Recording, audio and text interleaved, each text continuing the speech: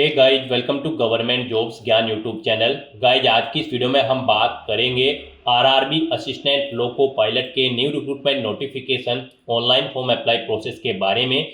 जी हाँ दोस्तों, railway recruitment board ने यहाँ पर असिस्टेंट लोको पायलट के 9,970 खाली पदों को भरने के लिए नोटिफिकेशन रिलीज कर दिया है, जिसका सीएन नंबर है 1/2025। कैसे आप इस भर्ती में पार्टिसिपेट करने के लिए अपने फॉर्म अप्लाई कर सकते हो बिना कोई मिस्टेक किए हुए, इसकी पूरी जानकारी हम आपको स्टेप बाय स्टेप रजिस्ट्रेशन से लेकर प्रिंट तक इस वीडियो में देंगे।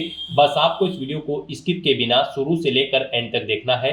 उसके बाद वीडियो पसंद आए तो इसे लाइक और शेयर कर दें। चैनल पर नए हो तो इसे सब्सक्राइब कर लें। साथ ही साथ आपको फॉर्म अप्लाई करते हुए जो भी प्रॉब्लम फेस हो रही है उन सभी का हल आपको इस वीडियो में मिल जाएगा। यहाँ पर आपको पूरी जानकारी दी जाएगी कि कैसे आपको अपना फोटो और सिग्नेचर अपलोड करने हैं, कैसे आपको अपने डॉक्यूमेंट अपलोड करने हैं, कौन सा डॉक्यूमेंट कितने केबी में आपको अपलोड करना है, कैसे आपको अपना जोन सेलेक्ट करना है, कौन सा जोन आपके लिए सेफ रहेगा जिसमें आपका सिलेक्शन आसानी से हो जाए, कैसे आपको अपनी पोर्ट प्रेफरेंस देनी है। पूरी जानकारी आपको इस वीडियो में मिलेगी। बस आपको एंड तक हमारे साथ इस वीडियो में बने रहना है। तो बिना कोई वक्त गंवाए चलिए शुरू करते हैं। आपको इस वीडियो के डिस्क्रिप्शन बॉक्स में हमारी वेबसाइट ind-sarkari-naukri.in के इस पेज का लिंक मिल जाएगा। यहाँ पर आपको इस भर्ती के रिगार्डिंग सभी डिटेल्स प्रोवाइड कर दी गई है।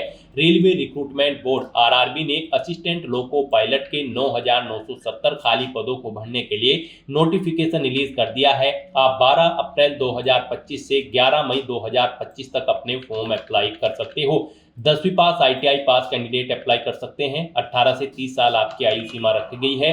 500 और 250 रुपये कैटेगरी वाइज आपको फीस जमा करानी है। रिजर्व कैटेगरी कैंडिडेट की सभी फीस यहाँ पर रिफंड कर दी जाएगी।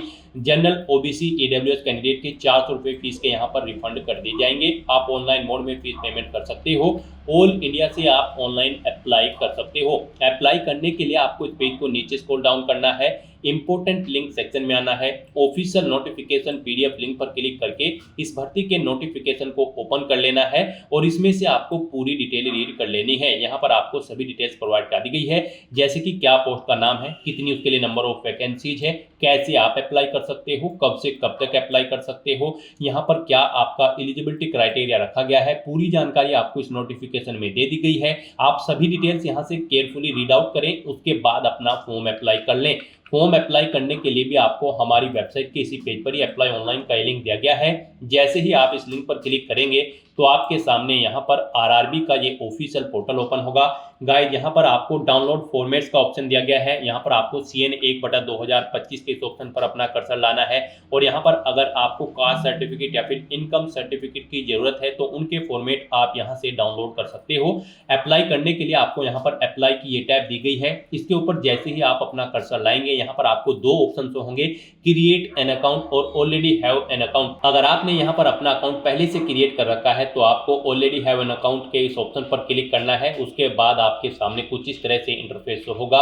यहाँ पर आपके पास दो ऑप्शन है लॉगिन करने के, लॉगिन विद आधार और लॉगिन विद आरआरबी अकाउंट। आप इनमें से किसी भी ऑप्शन का यूज करते हुए अपने अकाउंट में लॉगिन कर लें और वहां से आप अपना फॉर्म अप्लाई कर लें। और अगर आप इस भर्ती के लिए या फिर आरआरबी की किसी भी भर्ती के लिए 2024 से आप फर्स्ट टाइम अप्लाई करने जा रहे हो तो सबसे पहले यहाँ पर आपको अपना अकाउंट क्रिएट करना होगा। उसके लिए आपको क्रिएट एन अकाउंट के इस ऑप्शन पर क्लिक करना है। उसके बाद आपके सामने यहाँ पर कुछ इस तरह से इंटरफेस होगा। यहाँ पर आपके सामने ये पॉपअप होगा। इसमें आपसे कहा गया है अगर आपने 2024 या उसके बाद अपना रजिस्ट्रेशन यहाँ पर कर रखा है आरआरबी के इस पोर्टल पर तो आपको दोबारा से रजिस्ट्रेशन की जरूरत नहीं है। आप अपना यूजर आईडी और पासवर्ड यूज करते हुए लॉगिन करें और अपना फॉर्म अप्लाई कर लें। और अगर आपने 2024 या 25 में रजिस्ट्रेशन नहीं किया है आरआरबी के इस पोर्टल पर तो यहाँ पर आपको सबसे पहले अपना रजिस्ट्रेशन करना होगा और उसके बाद आपको अपना फॉर्म अप्लाई करना है। तो यहाँ पर आकर आपको ओके के इस ऑप्शन पर क्लिक करना है। फिर यहाँ पर आकर आपको अपनी नेशनलिटी सिलेक्ट कर लेनी है। उसके बाद यहाँ पर आपको अपना कंप्लीट नाम यहाँ पर एंटर करना है। 10वीं की मार्कशीट के अकॉर्डिंग आपका नाम होना चाहिए। फिर उसी नाम को आपको यहाँ पर रिटाइप कर देना है। उसके बाद आपसे पूछा गया है कि क्या आपने कभी अपना नाम चेंज किया है, अगर किया है तो यस ऑप्शन सिलेक्ट करें और फिर आप I understand and I agree के इस ऑप्शन पर क्लिक करें और फिर जो नाम आपने चेंज किया है वो चेंज नेम यहाँ पर आप एंटर करें, उसे रिटाइप करें। और अगर आपने कभी अपना नाम चेंज नहीं किया है तो यहाँ पर आपको नो ऑप्शन सेलेक्ट कर लेना है। उसके बाद यहाँ पर आपको अपनी डेट ऑफ बर्थ सेलेक्ट करनी है। ये डेट ऑफ बर्थ आपको 10वीं की मार्कशीट के अकॉर्डिंग सेलेक्ट करनी है। फिर उसे यहाँ पर आपको टाइप करना है DDMMYY फॉर्मेट में, यानी कि आपको अपनी डेट ऑफ बर्थ यहाँ पर रिटाइप कर देनी है। उसके बाद यहाँ पर आपको अपना जेंडर सेलेक्ट करना है।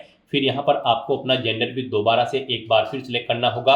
उसके बाद यहाँ पर आपको अपने फादर का नाम एंटर करना है, उसे रिटाइप करना है। मदर का नाम एंटर करना है, उसे भी रिटाइप कर देना है। उसके बाद यहाँ पर आपको अपनी कॉन्टैक्ट डिटेल देनी है।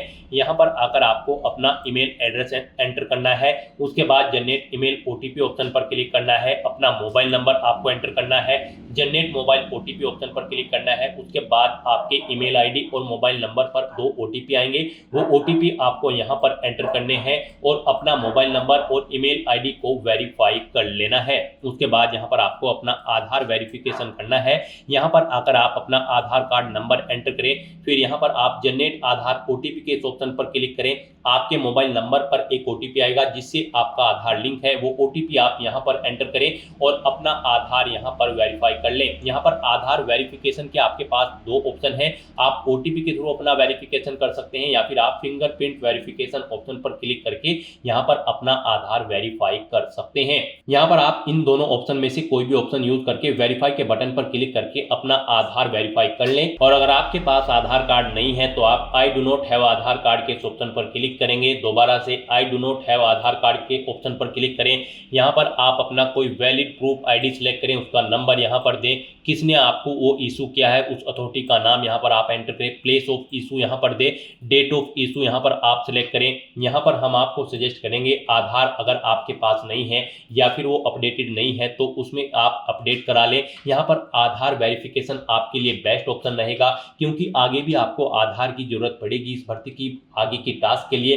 तो यहाँ पर आप बेस्ट रहेगा कि आप अपना आधार वेरीफाई कर लें। उसके बाद यहाँ पर आपको चेकबॉक्स को ओके करना है। फिर यहाँ पर आपको अपना पासवर्ड क्रिएट करना है। पासवर्ड यहाँ पर आप कोशिश करें कि आपका पासवर्ड अल्फा न्यूमेरिक फॉर्मेट में हो, मींस आपके पासवर्ड में कम से कम एक अपर केस कैरेक्टर, एक लोअर केस कैरेक्टर, एक इंटीजर नंबर और एक स्पेशल कैरेक्टर जैसे कि @ या फिर डॉलर होना चाहिए। तो इस फॉर्मेट में यहाँ पर आपको अपना पासवर्ड रेडी कर लेना है। वही पासवर्ड आपको कंफर्म पासवर्ड फील्ड में एंटर करना है। इस कैप्चा कोड के इस चेकबॉक्स को ओके करना है और फिर गाइस यहाँ पर आपको preview and create an account के इस ऑप्शन पर क्लिक कर देना है।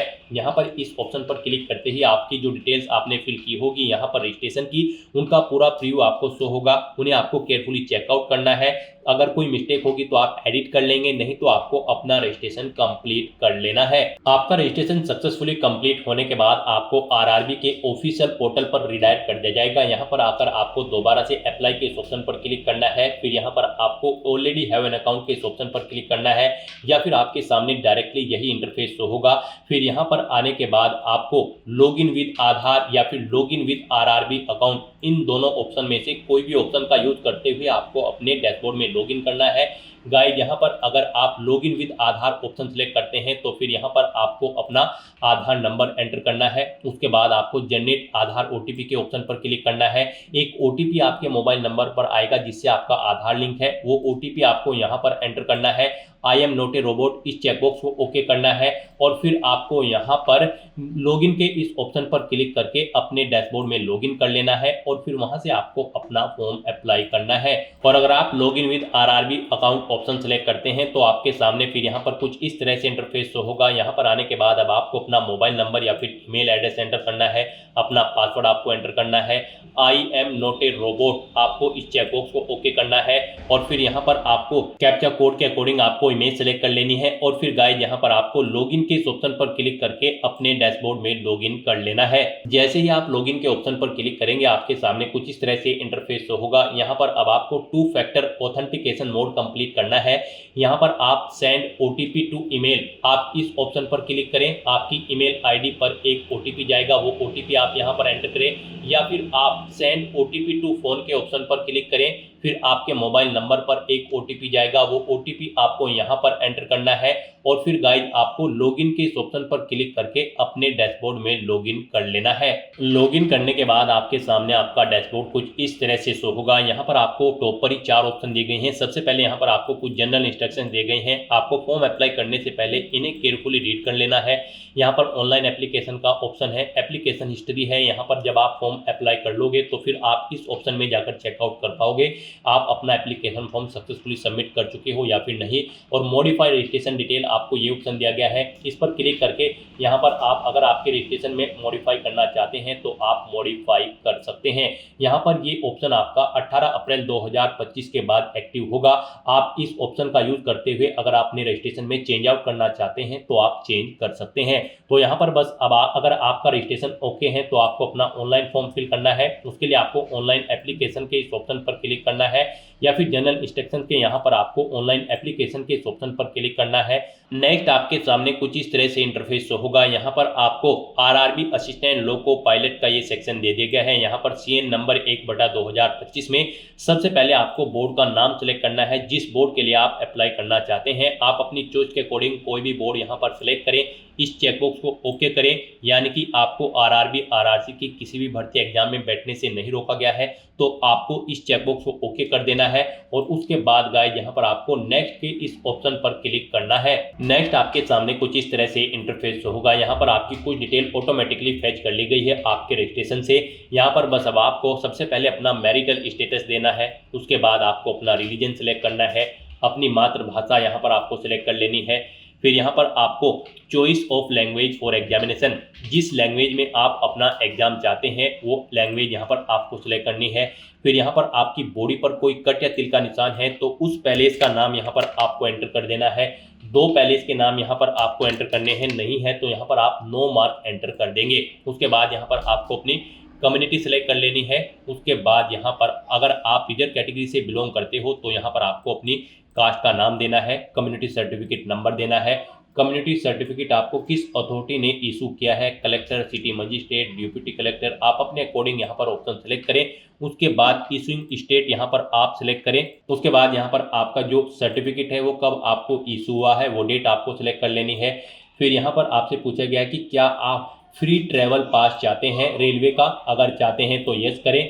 और फिर यहाँ पर आप अपने नियरेस्ट रेलवे स्टेशन का नाम एंटर करें और फिर यहाँ पर आप अपना वैलिड कास्ट सर्टिफिकेट अपलोड कर दें। आपका सर्टिफिकेट यहाँ पर 400 KB से कम होना चाहिए, PDF फॉर्मेट में होना चाहिए। आपको अपलोड डॉक्यूमेंट के ऑप्शन पर क्लिक करना है, फाइल को सिलेक्ट कर लेना है और अपना कास्ट सर्टिफिकेट यहाँ पर आपको अपलोड कर देना है।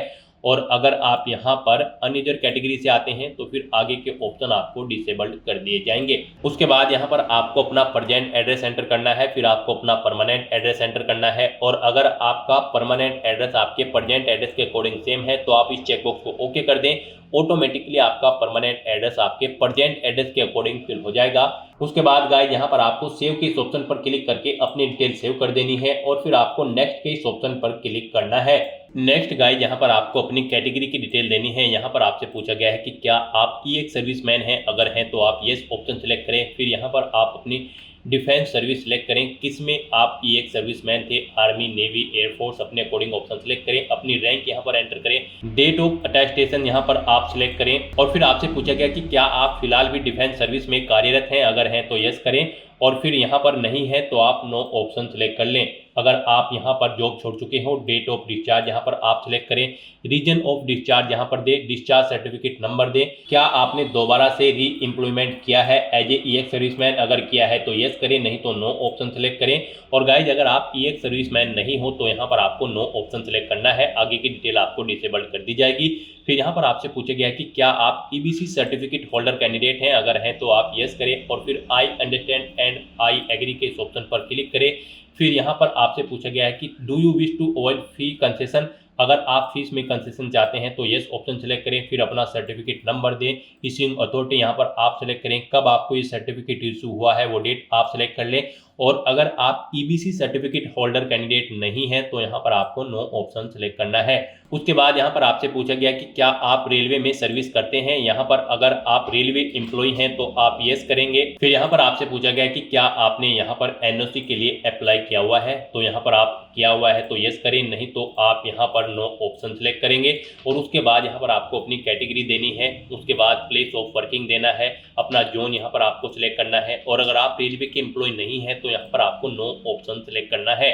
उसके बाद यहाँ पर आपको पूछा गया कि क्या आप करंट में कहीं पर एम्प्लॉय हैं, अगर हैं तो यहाँ पर आप ऑप्शन सेलेक्ट करें, आप सेंट्रल गवर्नमेंट में एम्प्लॉय हैं, स्टेट में या फिर किसी पब्लिक सेक्टर में, तो यहाँ पर आप अपने अकॉर्डिंग ऑप्शन सेलेक्ट करें। और फिर यहाँ पर आप उसकी डिटेल दें, जैसे कि अगर आप स्टेट गवर्नमेंट में एम्प्लॉय हैं तो नेम ऑफ ऑर्गेनाइजेशन, किस डेट से आपने जॉब स्टार्ट की है और क्या फिलहाल भी आप वर्क कर रहे हैं, यहाँ पर आपको ये डिटेल्स प्रोवाइड करानी है। और अगर आप यहाँ पर करंट एम्प्लॉयमेंट नहीं है, यानी कि आप करंट में जॉब नहीं करते हैं, तो फिर यहाँ पर आपको नॉट एप्लीकेबल का ये ऑप्शन सेलेक्ट करना है। उसके बाद आपको इस पेज को नीचे स्क्रॉल डाउन करना है। नेक्स्ट यहाँ पर आपसे पूछा गया कि क्या आपने अपना एसीटी अप्रेंटिस का कोर्स कंप्लीट किया हुआ है। अगर किया हुआ है तो यहाँ पर आप यस ऑप्शन सेलेक्ट करें। फिर आप अपनी ट्रेड का नाम सेलेक्ट करें, किस ट्रेड में आपने कोर्स कंप्लीट किया है, कब से आपने ट्रेनिंग स्टार्ट की थी वो डेट सेलेक्ट करें, कब कंप्लीट हुई है वो डेट आप सेलेक्ट करें। फिर यहाँ पर आपका रिजल्ट डिक्लेयर हो चुका है या फिर नहीं, आपको येस या नो ऑप्शन सेलेक्ट करना है। और अगर गाइज यहाँ पर आप अपना एसीटी अप्रेंटिस का कोर्स कंप्लीट नहीं किए हो तो यहाँ पर आपको नो ऑप्शन सेलेक्ट करना है। फिर आपको ये डिटेल देनी नहीं होगी। उसके बाद यहाँ पर आपको अपनी बैंक की डिटेल देनी है। यहाँ पर आप अकाउंट होल्डर का नाम एंटर करें। फिर यहाँ पर आकर आपको अपने बैंक अकाउंट का नंबर एंटर करना है, उसे यहाँ पर आपको दोबारा से एंटर करके कंफर्म कर लेना है। फिर आपको अपने बैंक का आईएफएससी कोड देना है, कंफर्म के ऑप्शन पर क्लिक करना है। आपके बैंक का नाम और आपको आपके बैंक का एड्रेस यहाँ पर आपके आईएफएससी कोड के अकॉर्डिंग शो हो जाएगा। इस तरह से अपनी डिटेल यहाँ पर फिल करने के बाद फिर गाइज आपको सेव के इस ऑप्शन पर क्लिक करके अपनी डिटेल सेव कर देनी है और फिर आपको नेक्स्ट के इस ऑप्शन पर क्लिक कर देना है। नेक्स्ट यहाँ पर आपको अपनी एजुकेशनल क्वालिफिकेशन की डिटेल देनी है। यहाँ पर आरआरबी असिस्टेंट लोको पायलट की इस भर्ती में पार्टिसिपेट करने के लिए आपका 10वीं क्लास पास आउट होना जरूरी है, प्लस आपके पास आईटीआई का सर्टिफिकेट भी होना जरूरी है किसी रिलेवेंट ट्रेड के अंतर्गत। तो यहाँ पर अब आपको सबसे पहले आकर आपको अपनी एडिट के इस ऑप्शन पर क्लिक करना है। उसके बाद यहाँ पर आपको अपनी 10वीं क्लास की डिटेल प्रोवाइड करनी है। यहाँ पर आपको सबसे पहले स्टेट सेलेक्ट करना है, किस स्टेट से आपने अपनी 10वीं क्लास पास आउट की है। फिर आपको अपना डिस्ट्रिक्ट सेलेक्ट करना है। फिर आपको बोर्ड का नाम यहाँ पर देना है, किस बोर्ड से आपने अपनी 10वीं क्लास पास आउट की है। फिर आपको पासिंग डेट यहाँ पर सिलेक्ट करनी है, किस डेट को आपने अपनी 10वीं क्लास पास आउट की है। 10वीं का रोल नंबर यहाँ पर आपको एंटर करना है। अपनी 10वीं क्लास का यहाँ पर आपको सर्टिफिकेट का सीरियल नंबर एंटर कर देना है और फिर आपको अपडेट के इस ऑप्शन पर क्लिक करके अपनी ये डिटेल यहाँ पर अपडेट कर देनी है। यहाँ पर आपको ये डिटेल ऑटोमेटिकली फिर मिल जाएगी। अगर आपने आरआरबी में 2024 या 25 की किसी भर्ती में पहले भी अप्लाई किया हुआ है, नहीं मिलेगी तो फिर यहाँ पर आपको मैन्युअली ये डिटेल्स एंटर कर देनी है और अपडेट के ऑप्शन पर क्लिक करके अपनी डिटेल सेव कर देनी है। इस तरह से यहाँ पर आपकी 10वीं क्लास की डिटेल सक्सेसफुली सेव हो जाएगी। उसके बाद यहाँ पर जो रिक्वायर्ड क्वालिफिकेशन है आपके पास यहाँ पर इस भर्ती में पार्टिसिपेट करने के लिए आईटीआई का सर्टिफिकेट होना जरूरी है रिलेवेंट ट्रेड के अंतर्गत। यहाँ पर या तो आपके पास आईटीआई का सर्टिफिकेट हो या फिर आपके पास 3 साल का डिप्लोमा होना चाहिए इंजीनियरिंग का, या फिर डिग्री होनी चाहिए इंजीनियरिंग की रिलेवेंट ट्रेड के अंतर्गत, या फिर आपके पास आईटीआई या फिर एनएसी नेशनल अप्रेंटिसशिप सर्टिफिकेट होना चाहिए। तो आपको इनमें से अपनी चॉइस के अकॉर्डिंग कोई भी ऑप्शन सेलेक्ट करना है, जो भी आपके पास है आप यहाँ पर ऑप्शन सेलेक्ट करें। आईटीआई अगर आप सेलेक्ट करते हैं तो फिर यहाँ पर आकर आपको सबसे पहले ट्रेड सेलेक्ट करनी है, किस ट्रेड में आपने अपनी आईटीआई कंप्लीट की है। फिर आपको स्टेट सेलेक्ट करना है, किस स्टेट से आपने अपनी आईटीआई कंप्लीट की है। फिर स्टेट के अकॉर्डिंग यहाँ पर आपको अपना डिस्ट्रिक्ट सेलेक्ट कर लेना है, इंस्टीट्यूट का नाम देना है जिससे आपने अपनी आईटीआई कंप्लीट की है, पासिंग डेट यहाँ पर आपको सिलेक्ट करनी है, कब पास आउट की है, सर्टिफिकेट आपको किसने इशू किया है आईटीआई का, एनसीवीटी या फिर एससीवीटी ने, आप अपने अकॉर्डिंग ऑप्शन सेलेक्ट करें। सर्टिफिकेट का टाइप यहाँ पर आप सिलेक्ट करें, वो नेशनल ट्रेड सर्टिफिकेट है या फिर स्टेट ट्रेड सर्टिफिकेट है। इस तरह से अपनी डिटेल यहाँ पर फिल करने के बाद फिर आपको ऐड के इस ऑप्शन पर क्लिक करना है और अपनी इस डिटेल को यहाँ पर ऐड कर देना है। इस तरह से यहाँ पर आपकी आईटीआई की डिटेल भी ऐड हो जाएगी। उसके बाद अगर आपके पास 3 साल का डिप्लोमा है इंजीनियरिंग का या फिर डिग्री है इंजीनियरिंग की या फिर एनएससी सर्टिफिकेट है तो आप अपने अकॉर्डिंग यहाँ पर ऑप्शन सेलेक्ट करके उसकी डिटेल भी सेम ऐसे ही यहाँ पर प्रोवाइड करा सकते हैं। इस तरह से अपनी क्वालिफिकेशन की डिटेल फिल करने के बाद फिर आपको नेक्स्ट के इस ऑप्शन पर क्लिक करना है। नेक्स्ट यहाँ पर आपको अपना फोटो और सिग्नेचर अपलोड करने हैं। गाइस जैसा कि हमने आपको स्टार्टिंग में ही बताया था कि कौन सी वो कॉमन मिस्टेक है जिसे करने से आपका एप्लीकेशन फॉर्म रिजेक्ट हो सकता है, तो इस सेक्शन में आपको दी गई गाइडलाइंस के अकॉर्डिंग ही अपना फोटो और सिग्नेचर अपलोड करने हैं, अदरवाइज आपके एप्लीकेशन फॉर्म के रिजेक्ट होने के चांसेस रहते हैं।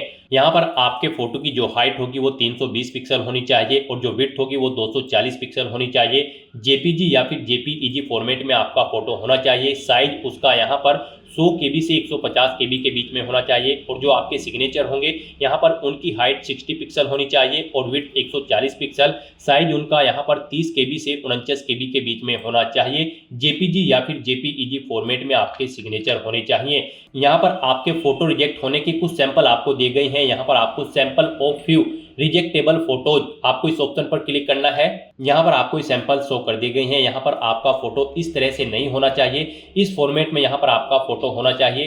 ग्रीन कलर का जो यहाँ पर आपको साइन शो हो रहा है, इस फॉर्मेट में आपका फोटो होना चाहिए। आपके फोटो का बैकग्राउंड जो है वो यहाँ पर व्हाइट होना चाहिए। कोई भी रंगीन बैकग्राउंड का फोटो यहाँ पर एक्सेप्टेबल नहीं होगा, तो यहाँ से आप चेकआउट कर ले। इन फॉर्मेट में आपके फोटो रिजेक्टेबल होंगे और इस फॉर्मेट में आपका फोटो यहाँ पर एक्सेप्टेबल होगा। सिग्नेचर भी यहाँ पर आपके व्हाइट पेपर पर ब्लैंक इंक पेन से होने चाहिए। तो यहाँ पर अब आपको अपना फोटो और सिग्नेचर अपलोड करने के लिए ब्राउज की ऑप्शन पर क्लिक करना है, फाइल को सिलेक्ट कर लेना है और अपना फोटो और सिग्नेचर यहाँ पर आपको अपलोड कर देना है। गाइस यहाँ पर अगर आपके फोटो या सिग्नेचर का साइज कम या ज्यादा है तो आप उसे यहाँ पर रिसाइज कर सकते हैं। आप यहाँ पर MS पेंट में जाकर अपना फोटो या सिग्नेचर दी गई रिक्वायरमेंट के अकॉर्डिंग सेट कर लें, या फिर बहुत सारी ऑनलाइन वेबसाइट्स हैं उन पर आप अपना फोटो या सिग्नेचर अपलोड करके उनका साइज दी गई रिक्वायरमेंट के अकॉर्डिंग सेट कर सकते हैं। आप गूगल पर जाएं, वहां पर आप इमेज रिसाइजर टाइप करें, मल्टीपल्स वेबसाइट आपके सामने शो होंगी। वहां पर आप सिलेक्ट इमेज ऑप्शन पर क्लिक करें, इमेज को सिलेक्ट करें और अपनी दी गई गाइडलाइंस के अकॉर्डिंग आप उसका फोटो का साइज यहाँ पर सेट कर लें और फिर यहाँ पर आप अपना फोटो और सिग्नेचर अपलोड कर दें।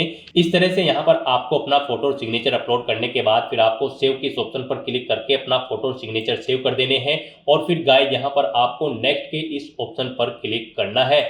नेक्स्ट यहाँ पर आपको अपनी जोन प्रेफरेंस देनी है। आपने स्टार्टिंग में जो भी बोर्ड सेलेक्ट किया होगा उसके अकॉर्डिंग आप जिस भी जोन पर अप्लाई करने के लिए एलिजिबल हैं वो जोन्स यहाँ पर आपको शो कर दी गई हैं। अब आपको यहाँ पर अपनी चॉइस के अकॉर्डिंग इन्हें प्रेफरेंस देना है। यहाँ पर आप जिस जोन को फर्स्ट नंबर पर सिलेक्ट करेंगे यानी कि उसके सामने प्लस के इस ऑप्शन पर क्लिक करेंगे उसे यहाँ पर फर्स्ट प्रेफरेंस दिया जाएगा और जिसे आप सेकंड नंबर पर सिलेक्ट करेंगे उसे यहाँ पर सेकंड नंबर पर प्रेफरेंस दिया जाएगा। आप अपनी चॉइस के अकॉर्डिंग यहाँ पर जिस भी जोन को जिस नंबर पर प्रेफरेंस देना चाहते हैं उस नंबर पर सिलेक्ट करके अपने जोन की प्रेफरेंस यहाँ पर सेट कर दें। उसके बाद आपको इस पेज को नीचे स्क्रॉल डाउन करना है। उसके बाद यहाँ पर आपको इस चेकबॉक्स को ओके करना है। फिर यहाँ पर आपको अपनी एग्जाम की ट्रेड सेलेक्ट कर लेनी है, जिस ट्रेड के लिए आप अप्लाई करना चाहते हैं। फिर आपको डिक्लेरेशन सेक्शन में आना है, आपको इस चेकबॉक्स को ओके करना है, अपना पैलेस यहाँ पर एंटर करना है और फिर गाइस यहाँ पर आपको सेव के इस ऑप्शन पर क्लिक करके अपनी डिटेल सेव कर देनी है और उसके बाद आपको यहाँ पर प्रीव्यू एप्लीकेशन के इस ऑप्शन पर क्लिक करना है।